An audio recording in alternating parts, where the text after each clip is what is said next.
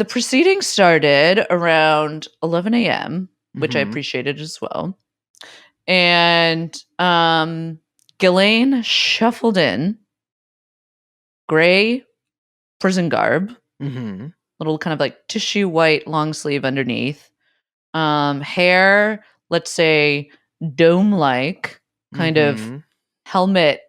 helmet-esque, little Tom Brady cut, but like, the helmet style, and shackled in Interesting. chains. She's in chains. In chains, you could hear it clink, clink, clink, clink, clink. Wow. Yeah, and so like, her gait was sort of, you know, um, very Staggered. abrupt. Yeah. Yes. Interesting they put a Jew Um, in chains within 6 months of Hanukkah.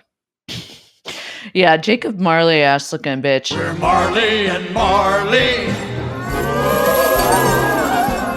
She was all clanking around up in there, but Mhm.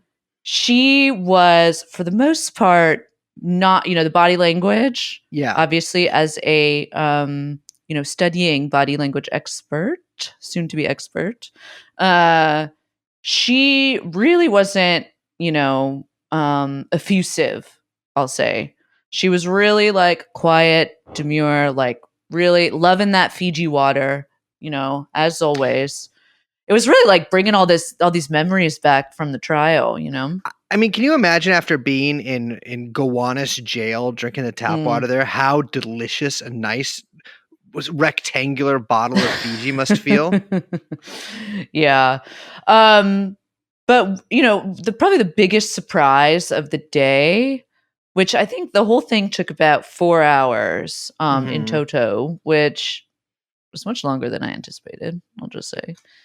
Um the biggest surprise was that Ghislaine herself made a statement, which was shocking. Yes, because as listeners of our trial coverage will know, there was a lot of we never really actually thought she was going to speak in her own defense. It would have probably Mhm. been a pretty bad move because she would have been cross-examined. But she didn't say a word during the entire trial, except to answer a few questions, I believe, at the beginning and at the end. Yeah. And so this was actually her first sustained vocalization. Yeah, and it was long. I it look, I'm just going to say silkiest voice I've ever heard. You're joking, I'm really? not joking. It was like that. It was like very soft, and I understood immediately what the quality that Ghislaine has, that many victims have spoken about, which is that she has this sort of like soft, manipulative, Mhm. kind of like calm, but you can tell there's like, it's not totally genuine quality. Yeah, It's like there's yeah, some kind of affect to it that is like, it feels like it's almost nice, but not, it's not at all. There's a yeah. darkness. But it was silky smooth. Just totally eloquent, perfect British English, of course. And it kind of like took me aback. I was like, I don't know, it felt it was pretty shocking. Yeah, I mean, she didn't seem to speak for very long. I've read the speech now. Her family has published it. Um, but what was your sort of reaction? Or were you sort of like, I mean, obviously I would have been shocked that she had spoken because I mean, well, it makes sense. Her lawyers definitely seemed to try to keep her off the stand the whole time. I mean, what do you have any takeaways from it? Well, my first takeaway was, I wonder if she actually would have been good on the stand, because she Yes. was very, eloquent and whatever, put together. And there's just something, us Americans are such dumb yokels that we hear the British accent and we automatically are like, this is a very smart, reasonable Yes. person, no matter what. Yeah. You know what I mean? Um, Not all British accents, but I know what you mean. no, that like high educated posh British voice, Yes. very posh.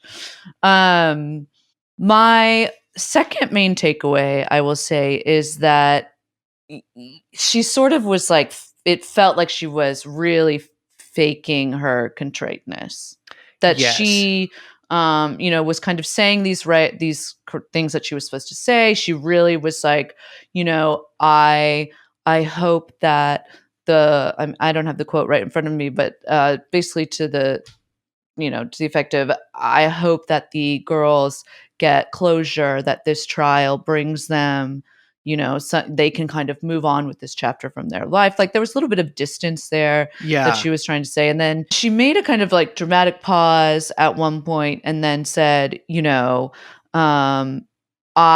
meeting Jeffrey Epstein is the biggest regret of my life, or something to that effect. And that, I mean, I can kind of believe, considering, she is now being sentenced to jail for, her crimes that she committed alongside with Jeffrey Epstein, as Jeffrey Epstein's second in command, by the way, to quote Judge Allison Nathan. Interesting. So, I her speech, I've reread it a few times since her family published it about an hour ago. And it's interesting that she really, when people are like, they do something wrong to you, or I'll use I statements here.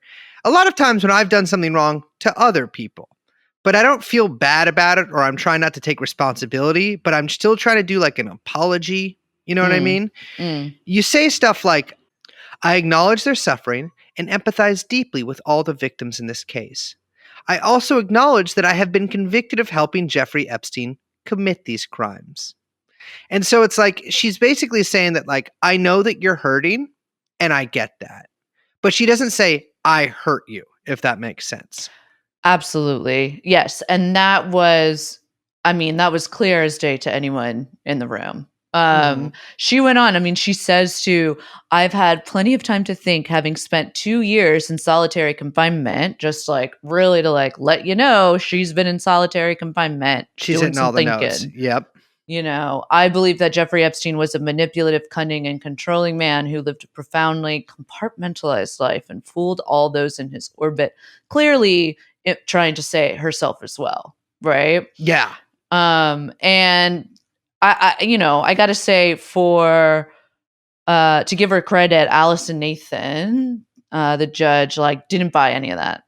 And when she was getting to the sentencing, she made a point to really say, you said that, you hope that this brings them closure. You hope that they can like move on. I'm sorry for the pain that you feel. That's always such a like, and now I sound like one of those kind of like viral Twitter like girl tweets. That's always like, dear men who don't go to therapy, like this is not how you apologize or whatever. But like for real, that's like not a good apology.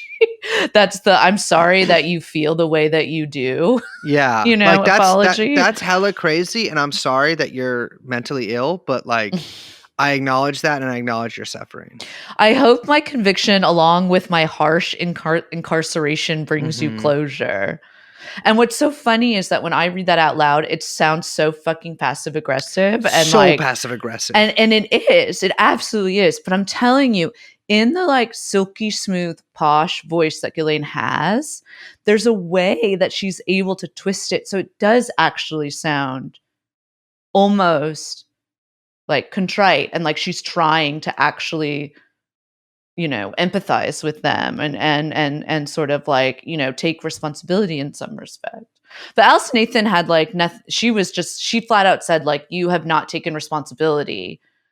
And for that reason, I feel okay or whatever to, go above the sentencing guidelines, which we can get into, to sentence you to a, longer prison sentence.